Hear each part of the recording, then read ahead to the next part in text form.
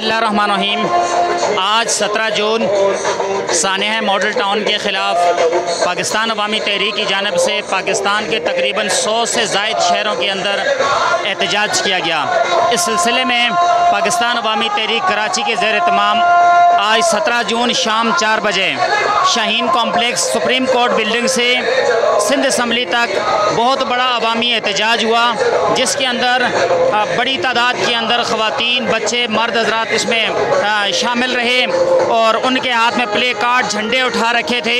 और वो हर तरफ सानिया मॉडल टाउन के इंसाफ के लिए नारे लगा रहे थे। एक बड़ी तादाद में ख़वातीन और बच्चे भी उसके अंदर मौजूद इस बात का इजहार कर रहे थे कि मॉडल टाउन के अंदर जिन ख़वातीन को शहीद किया गया उनमें एक खातून हामिला भी थी, वो उससे इजहारी यकजहती के लिए और उसके खून के बदले के लिए अपने बच्चों के साथ यहाँ पर आज एहतजाज में शरीक हुई थी। इसके अलावा आज के एहतजाज से पाकिस्तान अवामी तहरीक के मरकज़ी सदर काजी जाहिद हुसैन ने ख़िताब किया, सूबाई सदर मुश्ताक सिद्दीकी ने ख़िताब किया